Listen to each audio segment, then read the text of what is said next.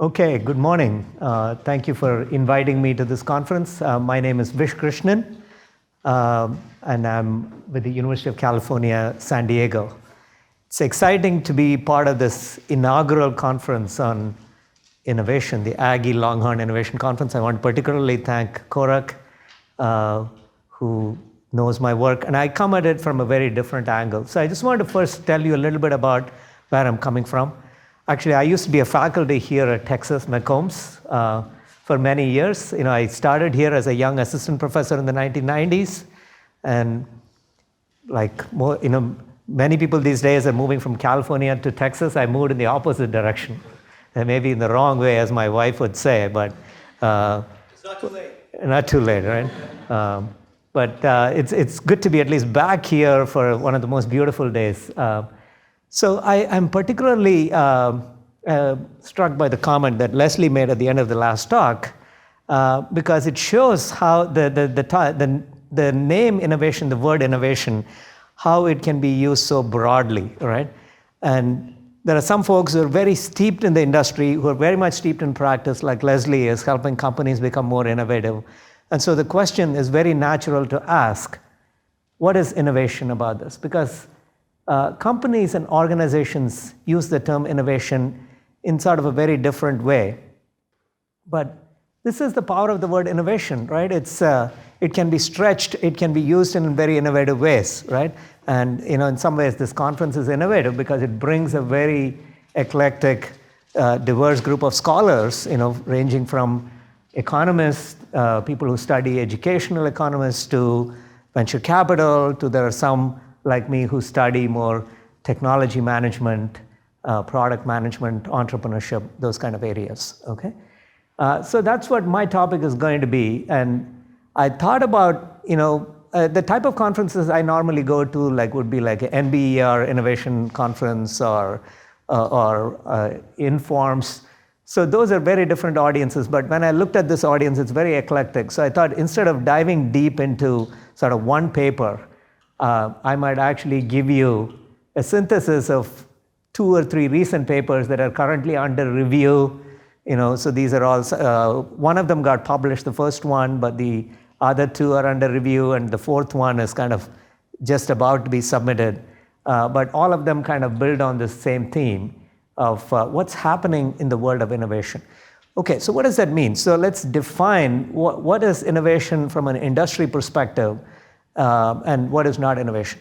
In fact, if you look at this area, so economists have studied research and development. So if you look at most companies, right, like Austin, of course, Dell Computer got started, but these days, like Tesla is moving here, Facebook, Apple, all of them are here. So one way companies look at their area of innovation is what they are spending in research and development, R&D, right? And that is where they're coming up with new breakthroughs. And for a long time, economists have used investments in research and development as a proxy for how innovative you are, okay? And there has been a lot of classic work on this. But what's happening more recently is that correlation between investments in research and development and the output of that, which is product, services, new revenues, is kind of breaking down, right? You have companies like IBM or the old AT&T Bell Labs that were very good in basic research and development. They won a lot of Nobel Prizes, and with the case of IBM, it's a patent machine, but it's not really translating into product, services, sales growth. I mean, IBM, you might think is a great company, but if you look at its market value, it's like 10% of companies like Apple, right? So it's, there is a lot of soul searching going on within companies.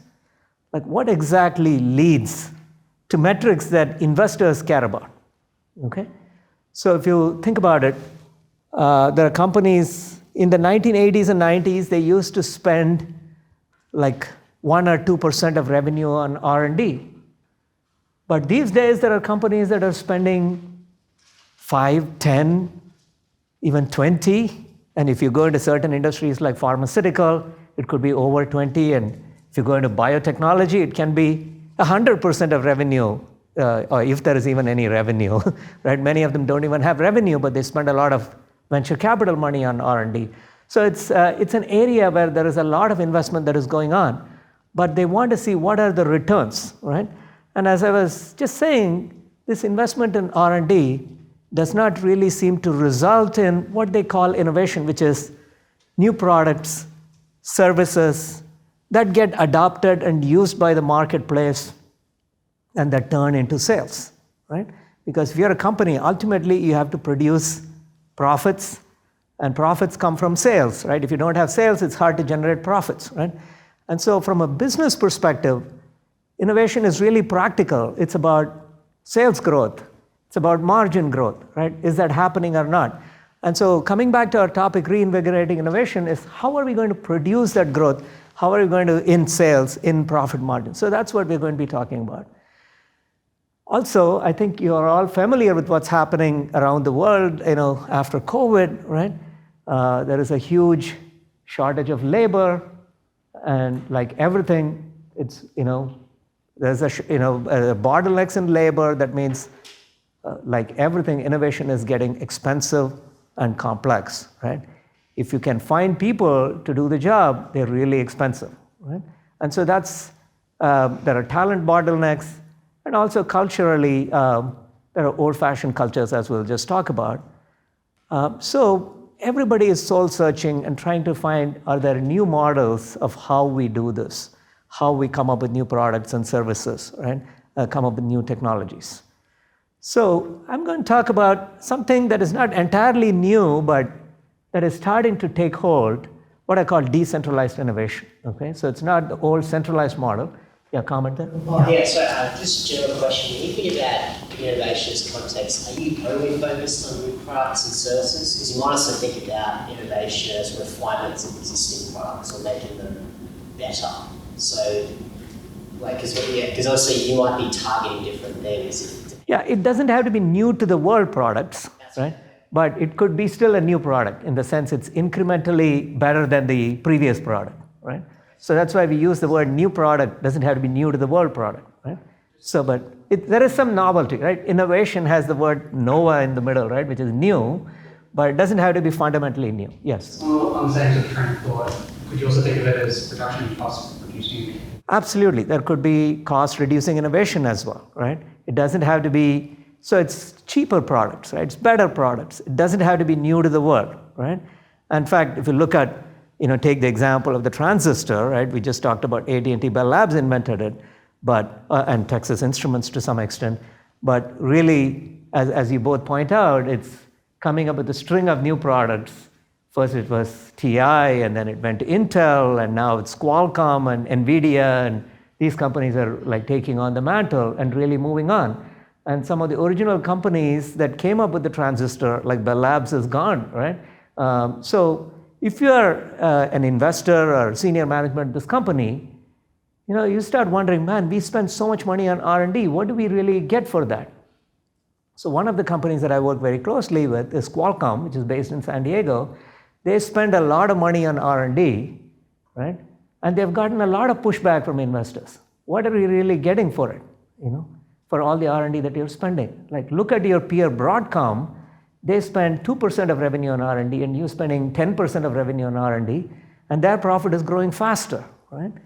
And so if you're a Qualcomm CEO, you're pressured to show returns. So that is really where the crux of this whole thing here right now is, okay? So, okay. So like everything else, we all know the world is getting decentralized, right? And maybe not at the same speed that we would like to be. Back in the 80s when I was in grad school, the internet was just getting started. In fact, one of the papers that was written by one of my professors at MIT, Tom Malone, was how he predicted the future will be entirely decentralized, right? But that didn't happen so fast, but we're starting to see that happen slowly, right? Decentralized finance, DeFi, right? And which is turning into crypto and whatnot. And now even the world of innovation is getting decentralized. And we are in the early stages of that happening, but it's not entirely easy to do. So what I'm going to do today is to sort of preview what's happening, okay? And what are some of the problems in that happening? What are the bottlenecks in that happening? And the papers that we're going to talk about are really helping to advance that decentralization in innovation, okay? So, of course, you know this by other more common words like hackathons, contests, and if you're companies, it's about partnerships, big pharma partnering with smaller biotechs, or just opening up. We'll talk about some of these models that are happening. But when you read the popular press like Business Week or Fortune, they're usually glossing over. They talk about it as though it's a very easy thing to do. And there are actually some problems. So that's what we're going to talk about. And how do we solve those problems? That's what we are doing in this research, okay? Okay, so what is really going on in this decentralized innovation, okay? So historically, a company like a Qualcomm or Dell used to have their own R&D department. And so really the new technologies products were developed by the R&D department, or in some cases there was an advanced engineering product development group that would do it, okay? But they realized their R&D department is a few hundred, a few thousand people if you're an IBM, but there are millions of people around the world, you know? So something called the Joy's Law, right? Some of you may know Joy's Law. Joy was the co-founder of Sun Microsystems. He said, you know, it goes something like the number of inventive people around the world is a lot more than what we have within our company. So people realize that. So instead of just limiting to people within our company, why don't we open it up to the community? Okay, so let's say I'm trying to come up with a new material, okay, or let's say I'm Coca-Cola, trying to find a new sweetener that is got both, you know, it tastes good, but at the same time also it promotes health. You know, I'm trying to find that. That's the holy grail, right? But we have spent a lot of money and a lot of time doing that, but there may be some, you know, common wisdom out there, right? So could we tap the wisdom of this community, right? The wisdom of the crowd, right? So that's the idea. So we broadcast the problem to a broader network, okay? And maybe people will come up with solution, and we look at those solutions, and then maybe we, you know, give some of them rewards. And in return, they license that intellectual property to us, and we turn that into a product, right? And so that is the idea of sort of decentralized innovation. It goes by various names. Some, like the company Procter & Gamble created this term called C&D. R&D becomes C&D. Research and develop becomes connect and develop. You don't just do it internally, you connect with the community and do it. So P&G is a good example of this, but a lot of companies are involved in this. Philips, even Starbucks does this, right? Like employees can come up, the baristas can come up with ideas, the community can come up with ideas. At Facebook, if you're working, even senior management is required to participate in hackathons, right? Even director level people are required to participate in hackathons and come up with new ideas, solve problems. Companies like Lego, and not just, and companies like Samsung. So a lot of companies are doing this. So people like Leslie, who are practitioners, know this, that this is really gaining traction. And it's not just the private sector, it's also the government, right? So, and one industry that has been kind of lagging behind, but finally picking up the mantle is the pharmaceutical industry. Let me talk about pharmaceuticals, because pharmaceutical companies spend a lot of money on research and development, right? They are one of the biggest spenders on R&D, and it's a very tough industry, right? You spend billions of dollars to bring a drug to market. Guess how much money it costs? Any guesses? How much money it costs to bring a new drug to market? $1 billion. The latest study is $2.1 billion, right? That there's a tough study on the Center of Drug Development. To bring a new drug to market costs $2.1 billion, and it can take 7, 10, 15 years, right? It's a brutal process, right? And so obviously if you're spending $2.1 billion, you know, if you can make a dent on it, you know, if you can save even 1% on it, right? That's a lot of money, right? So that's why pharmaceutical companies are starting to move in this direction. And I'll share with you an example of some of the things that we're doing with one of the companies. Similarly, the government, right? Government is spending a lot of money on R&D, right? And we'll see some example of that. And in fact, They have what is called America Competes Reauthorization Act, first under President Obama, that they really want to encourage the use of competition. If you're DOD, Air Force, Navy, you should be opening yourself up to this kind of decentralized innovation approach.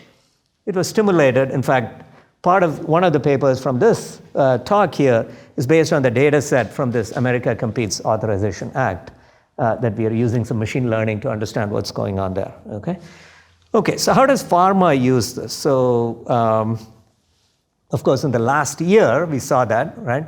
The coronavirus, we really needed a vaccine in a hurry, right? And they made it happen.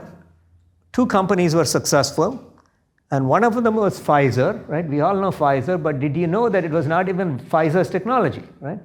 There's a small company in Germany called BioNTech, started by 2 immigrants, Turkish immigrant couple.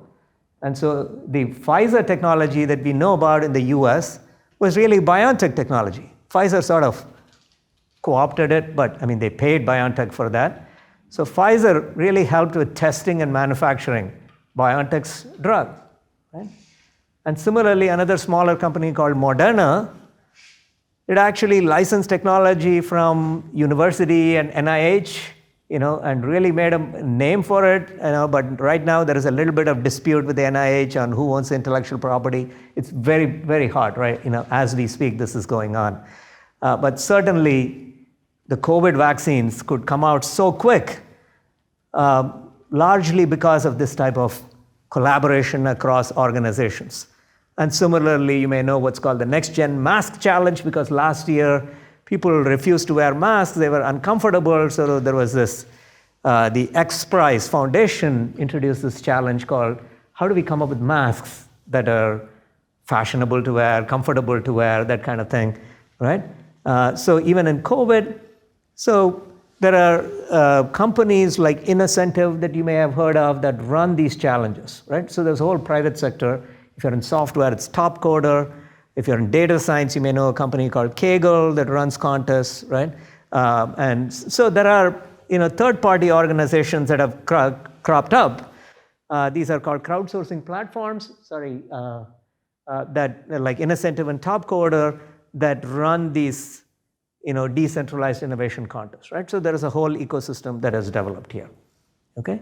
Similarly, the federal government, thanks to that 2010 Act, America Competes Act, has opened itself up.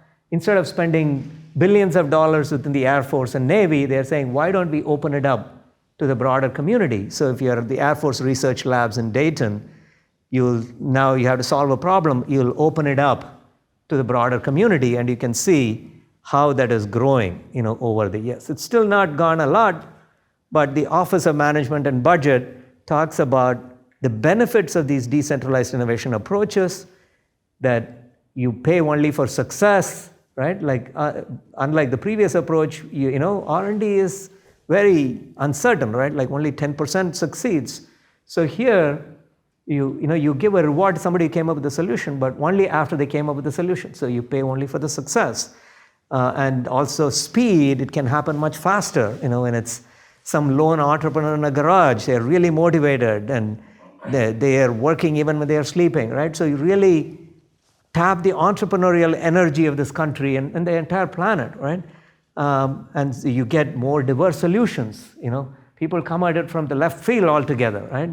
They come up with something that you didn't even think about, right? And it is, of course, more cost-effective, and also from a more public engagement perspective, also it's more beneficial for the government, right? Okay, so in fact, right now you may know there is something called the hypersonic competition that's happening between the US, China, and Russia, right? If you follow this very closely, I think because of COVID, we are not hearing much, but the next frontier is the hypersonic, whoever have the hypersonic missiles, right? They're going to win. And China is actually ahead, right, of the US. They announced a major advancement. It's like a Sputnik moment for the US, but I guess because of all the other internal polarization in this country, they're not really talking about it. But it's actually a way to unify this country, right? It's a great Sputnik moment. But what the DoD is doing is actually tapping into the decentralized approach with the major defense contractors as well as smaller companies for to bring up to come up with a hypersonic thing. Okay. So I hope I've given you an idea of what is happening in decentralized innovation. But let me just tell you that it's not all hunky-dory, right? There are problems, okay? A lot of these contests actually end up without success, right?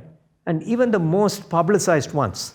Many years ago, Netflix ran this thing called the Netflix Challenge. So whoever came up with the algorithm for recommending Netflix movies, better Netflix movies, you'll get $1 million, right? And with much fanfare, they introduced the winner. But turns out that algorithm that got the $1 million was never really useful for them. It is sitting on the shelf.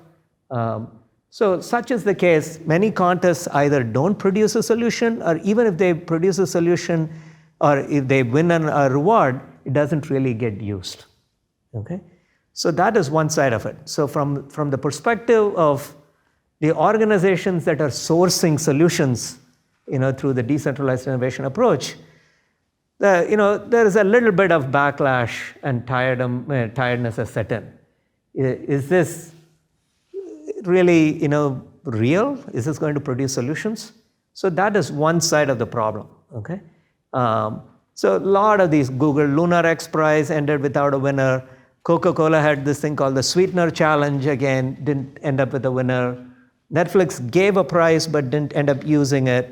So from the perspective of the people who are running these contests, it's not producing, okay? So that is one side. There is also the other side, which is the people who are participating in these contests. Initially, it was kind of exciting, something new, and people got involved. But over time, there are a lot of these contests, right? And what do I really get out of it? I mean, now I'm facing competition from people around the world, and there is some retired chemical engineer in India or China who has a solution, and for them, the opportunity cost of time is very low. And here I am in the US where the cost of living is going up. Am I really going to be spending my time participating in this, right? So even the contestants who participate in these decentralized approaches are getting more savvy, more skeptical, more even cynical, you might say, about these approaches, okay? So there is a lack of engagement. You cannot even get enough people to enter these contests. So you open up a contest, right? Gone are the days where suddenly many people would enter, right? But now, you don't even get entry, so that's an issue. And even if people enter, they are not really putting their best foot forward, so you're not producing good quality solutions. So those are sort of the problems. So where we really got kind of the first-hand view of this is a pharmaceutical company that we worked with. So some of you may know this. This is a company called Takeda. It's a Japanese pharmaceutical company. And so they are in the US as well. They have offices in California as well as the East Coast. And so they tried to use this kind of decentralized approach.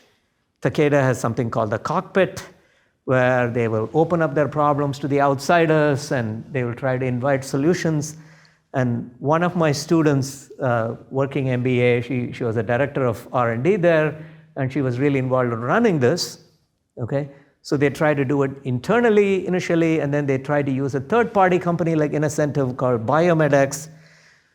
But what happened was that, it was really not getting enough entry, okay? So again, not too many participants, not very successful. So how do we make this work? So that is the issue that we are trying to solve, okay? What are your thoughts? How, if you are in this position, what do you think would make it work? Yes? My first thought is talent acquisitions. Whoever you would have in charge of your HR talent acquisitions. Somebody who's savvy enough to keep up to date with current research and all the scholarly articles, all the different innovations that are ongoing, through the universities and the academics and whatnot. Those individuals go on to work in different fields. Yeah, I mean, there is an issue of talent acquisition, outreach, right? And this is what, It turns out in Europe, apparently, there are a lot of postdocs in the sciences who don't have jobs.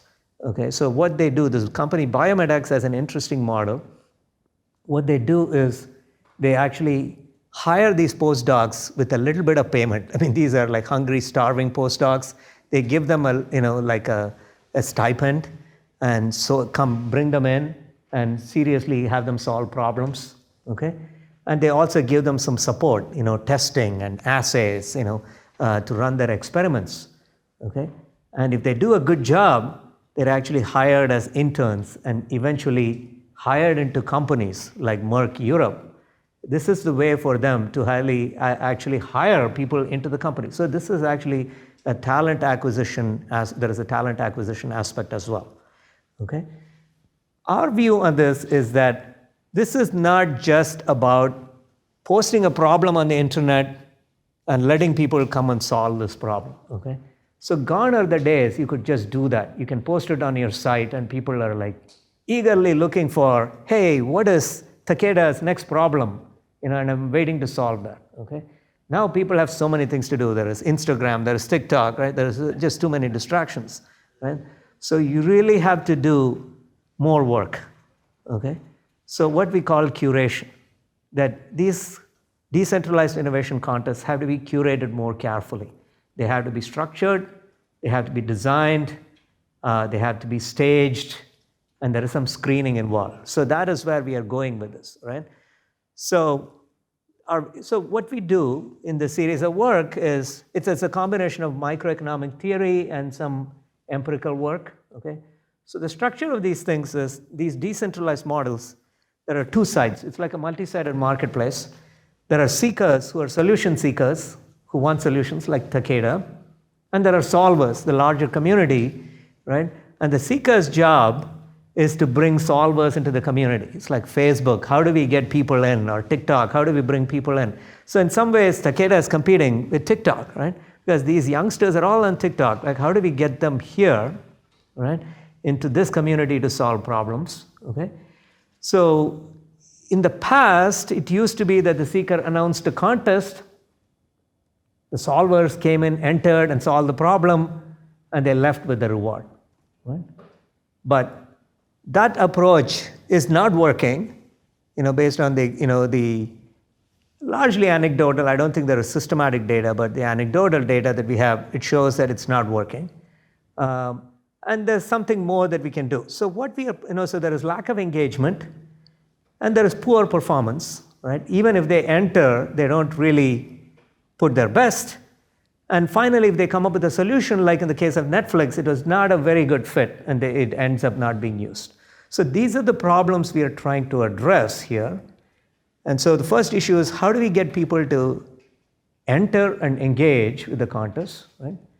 And put their best effort? How do we stimulate effort, when they participate in this contest? And then how do we come up with a solution that is actually a better fit? Okay? Yes?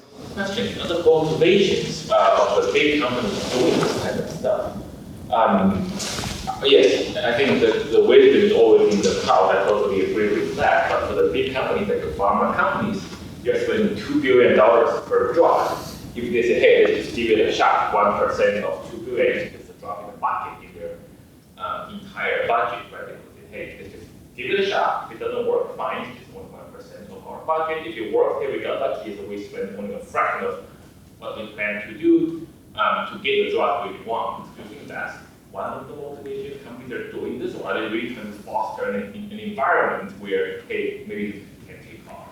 Well, it used to be that. It used to be that, okay, let's just experiment. This is yet another experiment. Anyway, we are spending $2 billion. What is a few $1 million?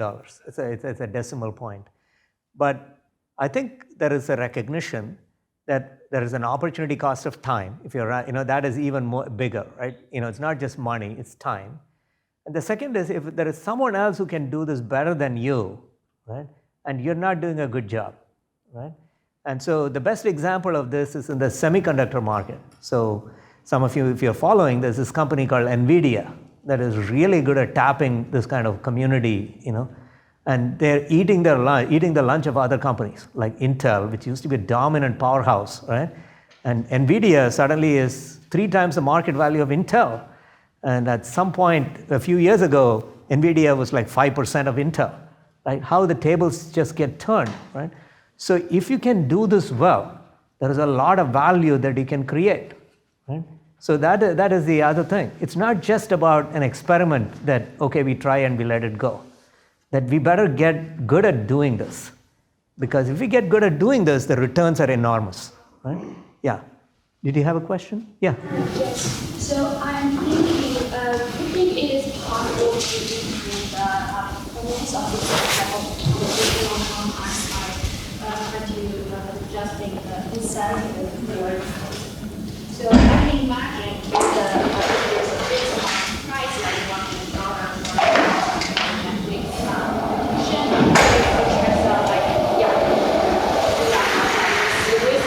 idea about that, but just trying to do some algorithm. But if there's any way that we can quantify the potential contribution of this new technology to the future revenue of Amazon, and do some performance-based incentives, like give the 1% of the additional revenue or additional net income that can be contributed by this new technology, do you think that can attract more serious innovators, or even as a small business to participate in the innovation? Okay, those are great comments. I think there are multiple degrees of freedom if you're a seeker, right? One is the monetary incentives that you're giving. The rewards, is that a fixed payment? Is that a percentage of the revenue that you're generating, right? So that is one way to go. Obviously, if you're a company, you want to minimize what you pay out, right?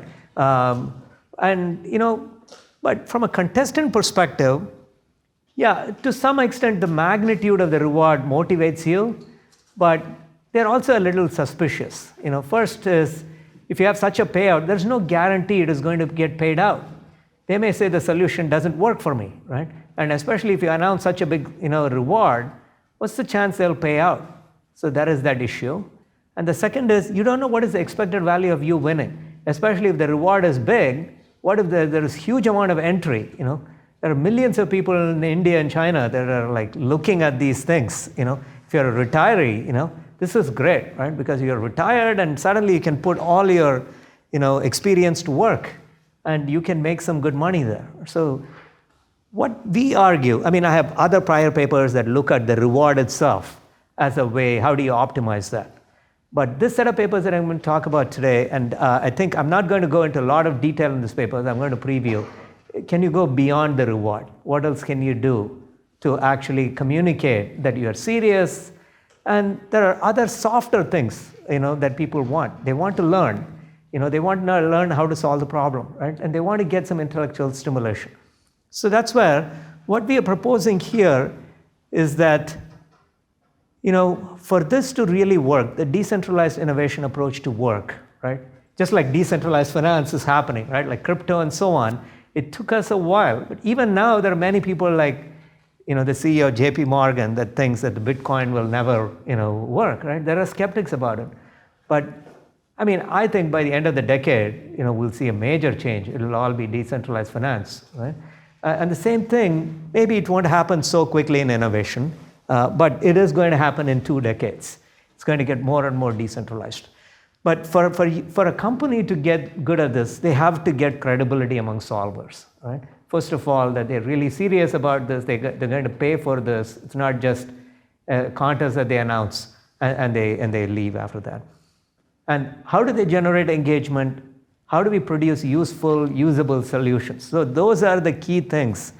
And our proposal in the stream of papers is that you have to actually carefully design and curate these contests. It's not just a matter of just throwing a problem on the wall and hoping that you can attract people, okay? So specifically, there are 2 mechanisms that we are looking at. One is called staging, the other is screening. So staging is you break the problem in multiple stages. You don't just throw the problem in one shot. You announce kind of the broader problem. You have a first stage, and you get people to come in and they submit their solution, okay? And based on the solution, you may screen it and then say a percentage of them advance into the second stage. Okay? So it seems like a counterintuitive idea because you're actually narrowing it, some people get eliminated, but what happens is that people actually get encouragement that I'm heading in the right direction, okay? And I'm also going to get, less competitors as we move on. You're going to get more serious effort. So this combination of staging and screening, if you do it right, can be a way to generate engagement and produce better solutions. So what we do in a series of papers is how actually should you do the screening, okay?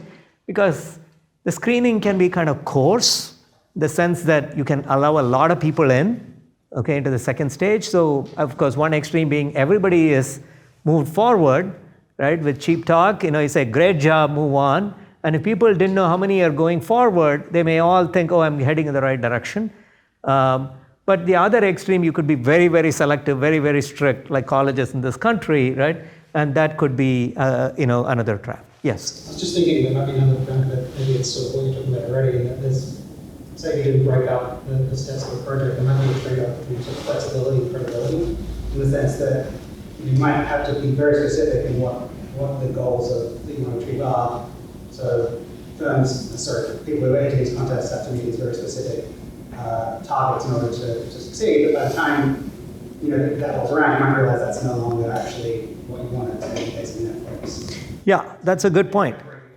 Yeah, there is also the whole issue of the framing of the problem, how broad or how narrow it is, right? So if you frame it more broadly, you may actually get broader, more diverse solutions, some things you didn't think about. But at the same time, the contestants may feel it's just too loose, so the credibility problem might be there. So that's another paper that was previously published by some co-authors and I, but I'm not going to talk about that. That's also an issue. So there's all kinds of mechanisms here. The reward, the problem definition or the frame, right? And the structuring of the contest, right? So this set of papers that I'm referring to today are all about the structure, okay? So the specific structure with what we call curated contests. So curation in the sense you break it down into stages, okay? And you also have some intermediate screening there, okay? So specifically what might happen is, let's say there are two stages, what we call exploration and execution, okay? So exploration, so you first introduce a problem, okay? And people go solve it, there is an exploration stage, and they submit their solutions. And then you do some screening, and you say, okay, some of you are in the right direction, you move them forward into the second stage, the execution stage. And during either of these stages, you may actually provide support. So in the sense, in execution stage, you may actually give them testing, you may give them space, free food, whatever, right? These hackathons are all about, they give them free pizza, right? Like kids come in, on a Thursday night or whatever, right? So there could be support that is given. So this idea of staging and screening, so those are the two new degrees of freedom that we explore in this series of papers. So the way it works is the seeker first announces a contest with a reward and a screening mechanism, okay? Contestants come in and they choose their exploration effort and they submit their ideas, okay? And then you do some screening and you inform a selected set of people that you are advancing into the next stage. And then now people compete in the second stage, a subset of people compete in the selection stage. And at the end, one or more contestants will win reward. And upfront, you'll announce how many people win rewards and what are the rewards. That's kind of the structure of the whole thing. Yes? Do you allow for information revelation along the path of the contestants? Like, let's say one person in the middle discovers something that could be useful for all the contestants. Yeah. Is that a design variable you considered, or? Yeah, so there is a whole information structure, and you can write, that's the nice thing about this. Any of you are students, there is dozens of papers that can be written based on information structure. We are just starting to open up this, right? So it's do you disclose how many people are advancing? Do you disclose what their solutions are, right? In some contests, they announce who their solutions are. And some contests you are visible, right? Like for example, chess tournaments usually have some structure like this, right? So why do they do this? If you're a grandmaster, right, in a chess tournament, what is your problem? You don't want to go play in a contest where there could be some kid coming in, like my kids used to be there, they're chess players, because kids are like hard to predict. They would have a rating of like 1500 and they can play like a 2500, right? And if you're a grandmaster and you lose to a kid, you could lose 100 points, rating points, and it's terrible. So you don't want to play these contests. So what the contest organizers would do is they'd say grandmasters don't even enter the first stage. So you have kid level elimination in the first stage, people below 2000, and then you bring the grandmasters into the second stage. So there's all kinds of structures that we could benefit from other worlds. And in those cases, it's very transparent how many people are entering the second stage. But industrial contests, you need not reveal how many are entering the second stage. Let's say you're Takeda, you're running one of these contests. You just say that you advanced into the second stage. Okay? Or if you're NSF or NIH, you have proposal competitions. Right? These days, they're starting to do that, like NIH. Like if NIH, there's this thing called America Seed Grant, the SBIR, SDTR. And they will first screen you. You'll have to talk to the director and say, hey, I have this proposal, and they'll tell you whether it's worth submitting or not. But you don't know how many people are submitting, after the first screening. So there is all kinds of papers that you can write on this, based on the information structure, how many are advancing, whether the solutions are disclosed to others or not, right? But for the set of papers, again, that's why we have several papers here based on the information structure. But I just want to share with you kind of the overall theme of this work, so the way it goes. And so let me just, in the interest of time, kind of preview the main results. Okay? So what we can show is that screening helps you get better effort. Okay? You might think that, if you have screening, you're filtering, you're telling people whether they are good or not. But ironically, it actually helps people be more serious because they learn, okay, am I in the right direction? Because part of the problem with these contests is that they get very skeptical. I don't know if I have the wherewithal to solve this, do I really want to put in all this effort? But if you have this intermediate screening, people know they are heading in the right direction. Okay, so they get what we call the encouragement effect. So there's a strengthened belief that I'm heading in the right direction. And also there is moderated competition. The second stage, you're not competing with everybody in the world. You're competing with a smaller segment. So because of both of these effects, you can actually get improved contestant effort, execution effort with screening. Okay? So once again, if you go on SSRN, you can see a series of these papers, but some of the key results is, how should you screen? Okay, so what does this mean? At one extreme, what we call sensitive screening. That means it is very low false negative, that sensitivity. And specific screening, that means very low false positive, okay? So when do you go become more specific and when do you go become more sensitive? And that really depends on problem characteristics. Depending on the problem, in some cases, you really want to make sure that you don't allow a lot of people in, so that's a very specific screening. Okay? But in other cases, you actually want to make sure you don't miss anybody that can potentially have a solution. That is a very sensitive screening. Okay? And so this has implications for even things like medical diagnostics. Okay.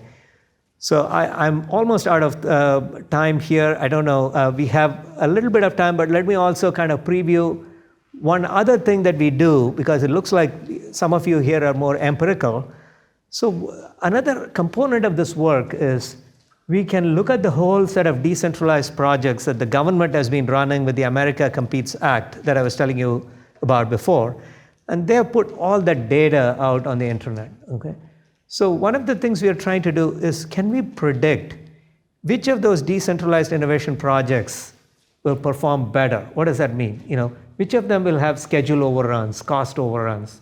Can we predict based on problem characteristics? And we are not the first ones to do that. There are about 3 or 4 other teams in the country that have been taking a more econometric approach. But what we do in this project is we take a more computational machine learning approach. Okay, so we are trying to use machine learning to predict which of these projects will actually result in a cost overrun and schedule overrun. And this is a paper we are actually just writing up, so it's not even there on SSRN yet. We have a huge data set of projects, so that's the nice thing about this. Some of them have cost overruns. So in aggregate, there is over 700 billion cost overrun for this country. So if you wonder where all the money goes, and there are also scheduled delays of 1 million years, okay? And the question we started asking was, can we use machine learning to predict which of these America Competes decentralization projects will experience cost or schedule overruns? Okay, can we take a more computational approach? And the answer turns to be surprisingly well, machine learning can do that. So if you do standard logistic regression or even things like random forest, they don't give you very good predictability. But if we do this thing called the Bernoulli naive bias, we can get 99% plus accuracy, area under the curve prediction of cost overruns, okay? And what we are trying to deal with right now is to actually explain why this is so good, so high. And similarly with schedule overruns too, it's almost 100% AUC, that we can predict which projects are going to have schedule overruns or cost overruns. It just sounds too good to be true. And as you know, from the problem with machine learning is explainability. It can give you very high prediction, but right now we are actually dealing with explainability. So let me just summarize to leave some time for discussion. So the hypothesis here is that decentralized approach can help invigorate innovation as we go into the 21st century post-COVID. COVID vaccines are a good example that showed that vaccine development, which used to be very expensive and time-consuming, that when we were forced to do it, we really made it work. But decentralized innovation is not just throw the problem out there and help you come up with a solution. It does take work. So that's why pharmaceutical companies are actually creating whole departments called external innovation. And that's all about this curation, the work that we are talking about. How do you structure, how do you stage this decentralized innovation work? Specifically in the series of papers that we show that the screening can help improve contestant engagement because it offers them encouragement and it also moderates the competition, perceived competition. And finally, machine learning can be a tool for us to learn from past data on what works and what does not work in this kind of decentralized innovation projects. So that's what I had. Hopefully, I resonated with you. So let's see if we have some comments or questions about it. Yeah.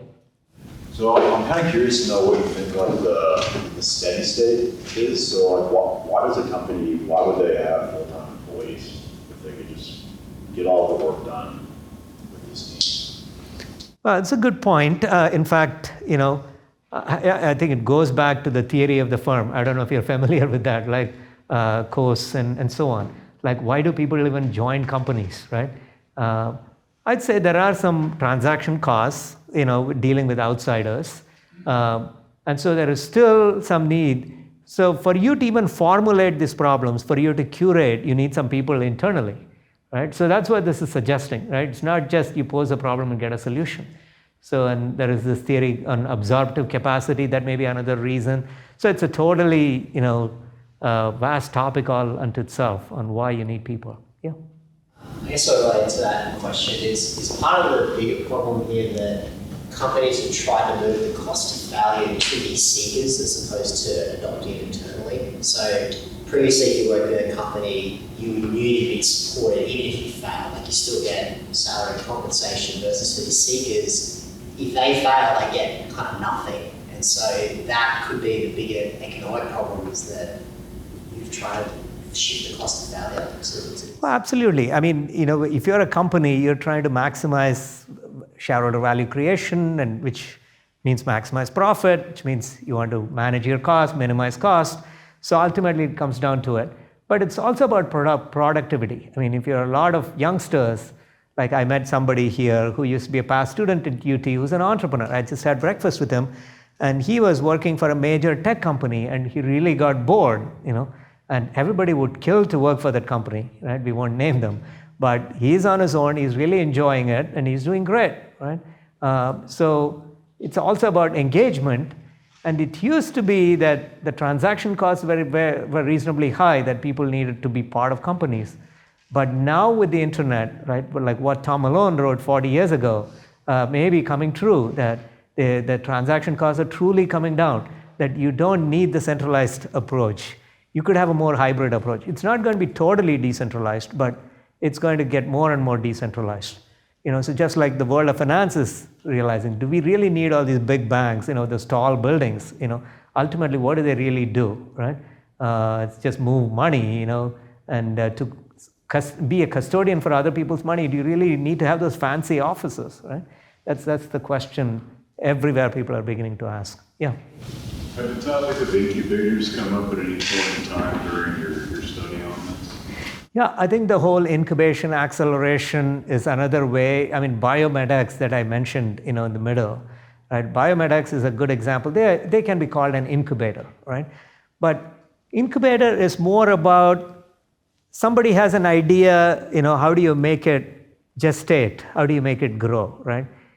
So it's more like an entrepreneur. How do you offer them support, go forward?